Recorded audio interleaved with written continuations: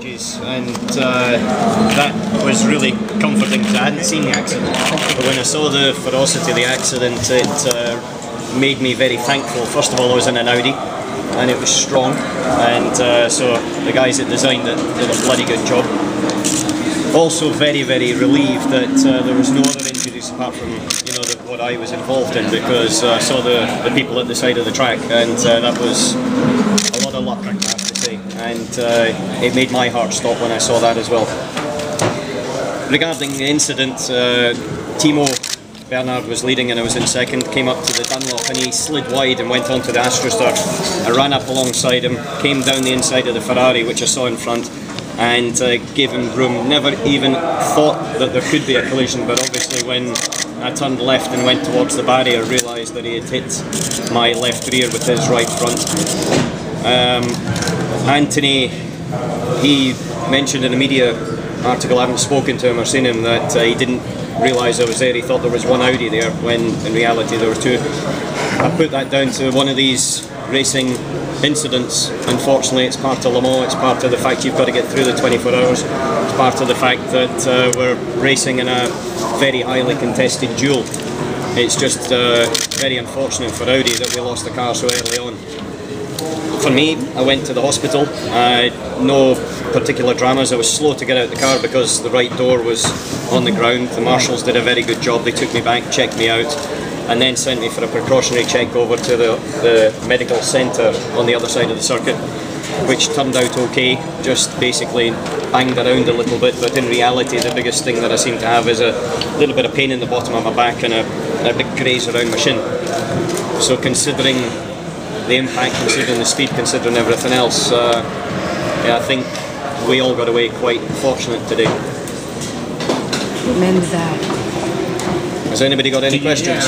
Everything happened. Well, one at a time, please. And obviously, now you've had time to collect your thoughts. Can you just reconstruct your feelings in that precise moment of impact? You don't have any feelings in a moment of impact at that sort of speed. You're just hanging on. You know it's going to be an accident, and you're just hanging on. The actual impact itself was quite heavy going in backwards, which was probably quite fortunate. But then after that, it was just long until it stopped. And when it stopped and it was on the side of the car on the roof, then the first thing you think, right, okay, how do you get out of here? I radioed to the pit. There was no radio communication, which I think worried them a little bit. Obviously I knew I was fine, but they didn't have that knowledge at that point. But I radioed to check to see, well, to say I was okay, and also to see what the damage was, because I couldn't see the damage. And with Audis, we've been in quite a few incidents through our Audi careers where you tend to get the car back to the pits in the most spectacular of fashions, and unfortunately this one, it was a bit too damaged to even attempt that. You knew straight away it was alright? No, I didn't know straight away it was a write-off. That's why I radioed to see what the situation was, but didn't get a response. But then looking around about it with no front wheel, no mirrors, and no rear section, then the chance of getting it back was minimal. Just a second. Just hold on, sir. When you cartwheeled, yes. did you fear you were going over the barrier? No, you've got no knowledge of where you are. You just know that you're up in there. John?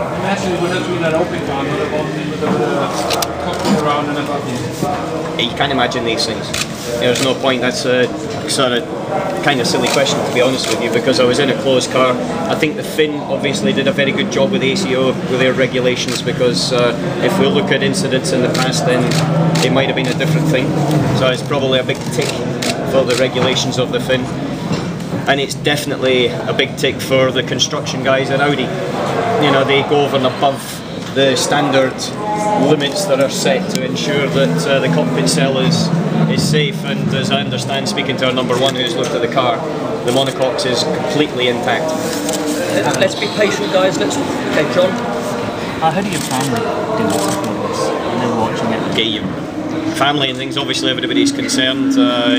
You know, I've been involved in this sport for 30 years this year, and you obviously know there is a risk.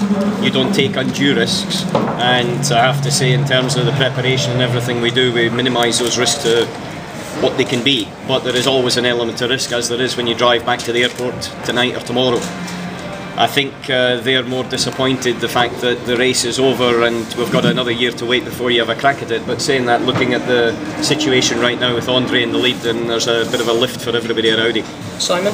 Alan, the reduction in power this year has meant that you guys are having to take a lot more risks when lapping that market. Do you think that's a contributing factor to some of the actions we've seen this weekend? Simon, I've not really seen too many of them, but you know, it's definitely more tricky to overtake with less speed differential. So when you've got less speed differential in the straight, you're overtaking more in the corners. And you can see that the race is coming down to just tenths right now at the end of it. So you know, you've got to make sure that you can maximise advantages when you can. But whether it increased the chances of it, I'm not really sure, to be honest. It definitely, if I had 50 more horsepower or 100 more horsepower, I would have overtaken easier. But then again, it might have been in a different state in the corner. Andrew? Alan, when you had the accident and you were upside down, the marshals couldn't get you out until they'd righted the car. Could you tell us, A, what they said to you, and B, were you at all worried that they actually had to right the car to get you out? No, because I knew I was okay. First of all, they opened the left-hand door and I said I'm fine. And speaking of French to say that, even though I was shaking around a bit. And I told them everything was okay, and then to be careful and slow writing it over, because obviously you've got to, you can have a heavy impact. It's still an 850 kilo car by then, I suppose. But there was no worry about that. If need be, I would have tried to have crawled out the left-hand door, but there wasn't a requirement to do that at that stage. Alan, what did Dr. Ulrich say to you when he first saw you? Because he seemed quite emotional once he saw you were safe and you got out of the car, which is quite something. First thing you've got to understand about Audi is that a lot of, you know, we've been together for a long time, the driver groups and the teams, and it is, you know, it is kind of like a family. That does start from the top down. There's no question. There was genuine concern. There wasn't just TV concern, that's for sure, and that runs through everybody. I think we're all, you know, quite fortunate in a way in that side of things. But anyway, he basically, first of all, said, "You're fine, you're A-okay, no problems, right, forget it, let's get on to the next one." That was basically to sum it up. Brilliant. Thank you. Sorry for the question, but it was the first hour of the race. I have understood that Thibaut had slid a bit ahead of you, but don't you think it's been a bit of patience? I don't think so, to be honest, no, Stefan. Because from where I was sitting, going down the inside into that corner, like I said, it was not one little point of me that thought. What you see in the television camera is a very different angle to what you see from inside the cockpit. And from my point of view, it wasn't a risk to get into that corner. And Anthony, like I said, I think he said it in Le Mans, said that he didn't see me at all. But I kept well to the right hand side so that he had, I didn't know it was Anthony, but he had as much vision as possible. I didn't stay in close tight to him. I kept well to the right hand side coming through into that gap. I had no idea of going through into the Porsche. I wasn't looking to try to go there. I was just looking to come past one car, and that was it. It was, to me, it was a safer solution than trying to squeeze in with Timo or something happening there. And with the momentum I had, it wasn't a problem. And then, is your crash due to the low visibility of that type of closed cars? I think the crash is due to the fact 2 into 1 doesn't always go. I would think it's probably easier to ask Anthony that, because it was my left rear and his right front. Marco? Sorry if I do the same question, but we didn't hear very much. Sorry. Don't you think that maybe you were over-optimistic in your overtake? No, as I said, from the television view that you have is a very different angle, and you get a different perception of the positions of the cars to where I was sitting. I didn't see it as a risk. I had the momentum. I've made that overtake many times before, and I saw many other drivers doing it in the race afterwards when I was, you know, resting. And so for me it wasn't necessarily a risk. Obviously there was an accident, but at that time I wasn't thinking about that. Yeah, he went off the circuit completely in Dunlop, and so I kept well on the inside and accelerated past him, and then I had the momentum. So he made you easier Yeah, he made a mistake and ran wide. He was completely off the track. Would you blame Dunlop? I think you can't blame people in these circumstances. It's a part of racing and it's a part of Le Mans. I don't think Anthony is. I don't think he obviously is concerned about the situation, and he's not new to this type of racing. He's not somebody that's been involved. He's experienced and a good driver, so I don't apportion blame. I don't think it's the right time, to be honest, to be sitting and talking about apportioning blame either, considering what could have happened and where we are. I think we should be a little bit more positive than that. Those guys could help a lot. You can't tell. Alan, when you obviously you've got some time to think before, obviously, when you're aware that you've lost control of the car. What's the mental process you go through? You're racing. How are you preparing for the accident? Now you just hold on. Different drivers do it a different way. I've never done anything in an accident except press the brake pedal as hard as I could and hold on to the steering as much as I could and wait. Yeah. And what did you think when you were flying? Yeah, you don't think of anything. You just wait for it to stop. When you're flying, you can't control anything. You're out. That's it. You wait for it to stop and then see. Andrew? Alan, moving on slightly from your accident, there's been quite a lot of criticism of the standard of driving of some of the other cars in other classes. What's your view of that? Do you think that there needs to be a minimum requirement before you come here? Here's very fast nowadays, and we've got we've got a very high level of performance, and that's in every category. You can see in qualifying it was all by little bits. I thought, from what I saw, the standard was pretty reasonable in the time that I was in the car. I do think that it's a big ask for people to come here for the first time and to get on with it, and there is a minimum level. You know, you've got to have certain regulations on the percentage of lap time you achieve relative to the class leader. You've got to have a certain license category. There maybe is a discussion to be had whether that should be looked at, but there's certainly things in place. I don't think it contributed to this particular incident. But it may have contributed to Mike's accident later on. I didn't see Mike, so I was, yeah. Otherwise engaged. Yeah. John Gresham, Alan, as you were saying, 30 years in motorsport.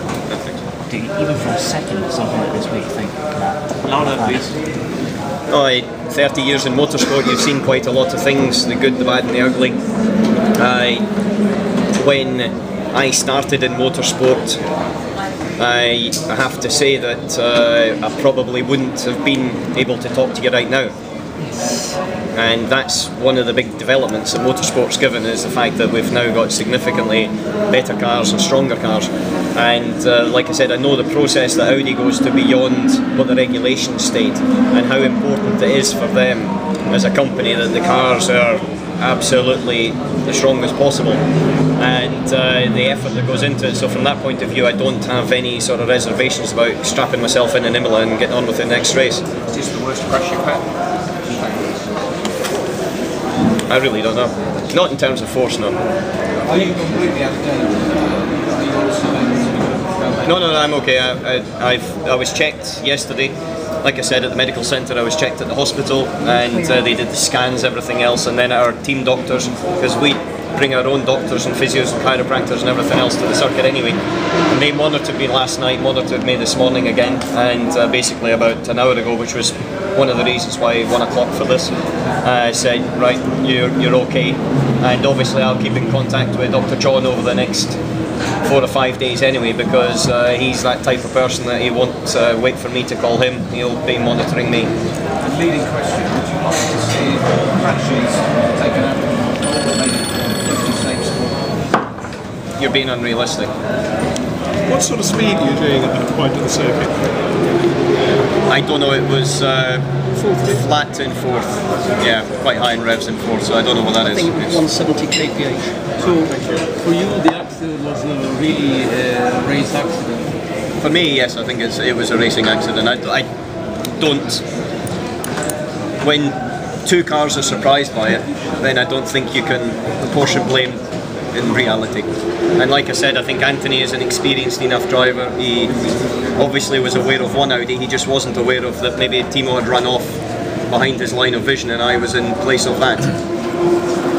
Jamie, the accident, do you think that you were lucky? when you step out of an accident with that sort of force, then I think we were all lucky that no one was injured.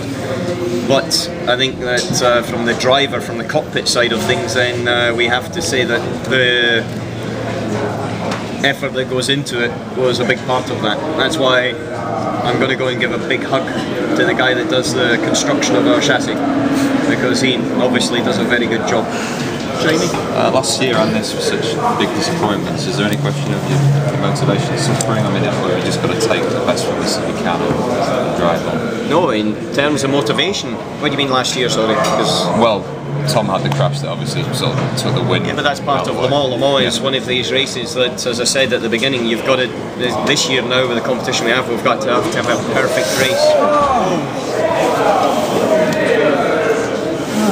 We have to have a perfect race. Sorry, it's getting a bit tense now because I think Andre's going to run round outside of it. Guys, any more questions? Because I'm sure you appreciate Robin Thompson sends his best. Thank you very much. Is that it? Yep. Guys, one thing, thanks very much for all your messages. I know a few of you sent me little texts and notes and bits and pieces, and see you at the next appreciate race. it. Look forward to seeing you in Imola. I'm still 1.65 m.